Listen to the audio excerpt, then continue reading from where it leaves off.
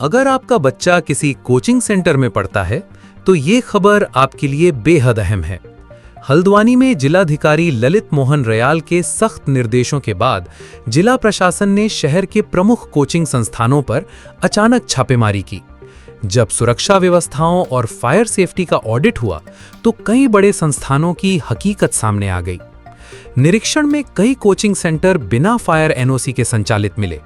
छात्रों की जान से खिलवाड़ करने वाले ऐसे संस्थानों पर प्रशासन ने बिना देर किए बड़ा एक्शन लिया और एक दो नहीं बल्कि 7 बड़े कोचिंग संस्थानों को मौके पर ही सील कर दिया। सील किए गए संस्थानों में संकल्प कोचिंग सेंटर, प्रदीप एकेडमी, जय श्री कॉलेज, तुषार पंथ पीएमटी क्लासेस, जीत आईएएस कोचिंग सेंटर और दुर्गा सिटी स्थित फिजिक्स कोचिंग सेंटर शामिल हैं। वहीं कल्प वृक्ष इंस्टीट्यूट के पास फायर एनओसी होने के कारण उसे कमियों को दूर करने के लिए 3 दिन का नोटिस दिया गया है। कार्यवाही के दौरान city magistrate AP Vajpayee, SDM Monika Arya, जिला विकास प्राधिकरण के सचिव मनीष कुमार और फायर विभाग की टीम मौके पर मौजूद रही। अधिकारियों ने साफ शब्दों में कहा है कि हजारों छात्रों की सुरक्षा के साथ किसी भी तरह का समझौता बर्दाश्त नहीं किया जाएगा। जो संस्थान सुरक्षा मानकों का पालन नहीं करेंगे, उनके खिलाफ आगे भी इसी तरह सख्त कार्यवाही जारी रहेगी। अब सबसे बड़ा सवाल ये है कि क्या बाकी कोचिंग संस्थानों में भी सुरक्षा मानकों का पालन हो रहा है या हजारों छात्रों की जिंदगी अब भी खतरे में है? देखिए, हाल में जो घटनाएं हुई हैं इसको दृष्टिगत डीएम साहब का भी आदेश है, उसके क्रम में आज ये कार्रवाई हुई है। लास्ट ईयर भी जो बेसमेंट में कोचिंग संचालित थी उन पर अभियान चला के उनके विरुद्ध भी कार्रवाई की गई थी। इस बार विशेषकर जो अग्नि सुरक्षा के मानक हैं उसको देखते हुए जांच की जा रही है। अभी तक हमें सिर्फ एक कोचिंग संस्थान ऐसा मिला है जिनके पास फायर डिपार्टमेंट की एनओसीज हैं और उनको भी कुछ करेक्टिव मेजर्स अपनाने के लिए 3 दिन का समय दिया गया है। अन्य जो भी संस्थान हैं जहां पर एनओसीज उनके द्वारा नहीं ली गई हैं और व्यवस्थाएं नहीं की गई हैं उनको मौके पर ही सील किया जा रहा है।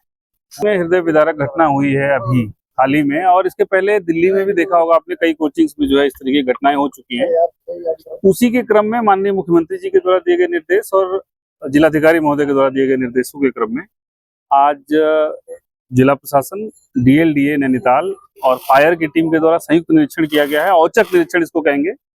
और इसमें औचक निरीक्षण का उद्देश्य जो है ये है कि आप बच्चों की पढ़ाई बाधित करना नहीं है। उद्देश्य ये है कि आप नॉर्म्स के अनुसार एनओसी लेकर के चलाइए ताकि कल को भविष्य में कोई भी इस तरह की दुर्घटना होती है तो बचाव संभव हो सके। तो इस उद्देश्य से औचक निरीक्षण किया गया है और 3 संस्थान जो है सील किए गए हैं और एक संस्थान जिसके पास फायर की एनओसी थी उनको ये समय दिया गया है 3 दिन का कि जो उसमें कमियां थी उसको पूरी कर लें।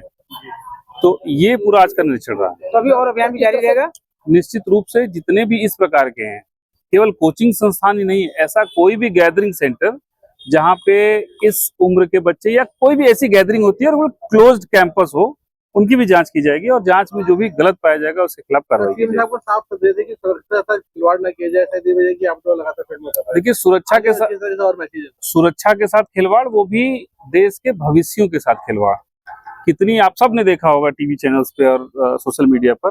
बड़ी हृदय विदारक घटना हुई है, हमारे यहाँ ना हो, उत्तराखंड में ना हो, इसी के लिए उनका ये निर्देश भी है और उसी के लिए हम लोगों का ये प्रयास भी। जो मेन है और कोई अग्निशमन अधिकारी या कोई फायर ऑफिसर आता तो इनको जो कमियां हैं उसके बारे में बताता, लेकिन इन्होंने कभी जो है इसके लिए अप्लाई नहीं किया। किस प्रकार की अब तक कार्रवाई अभी तक क्या कार्रवाई की गई है? इनको श्रीमान सिटी मजिस्ट्रेट द्वारा जो है इनको सील किया जा रहा है, जिनके पास फायर सर्विस एनओसी नहीं है और सेफ्टी के जो साधन हैं वो उपलब्ध नहीं है, तो उनको सील किया जा रहा है। मुख्य सचिव की तरफ से क्या निर्देश दिए गए आप लोगों को आगे का?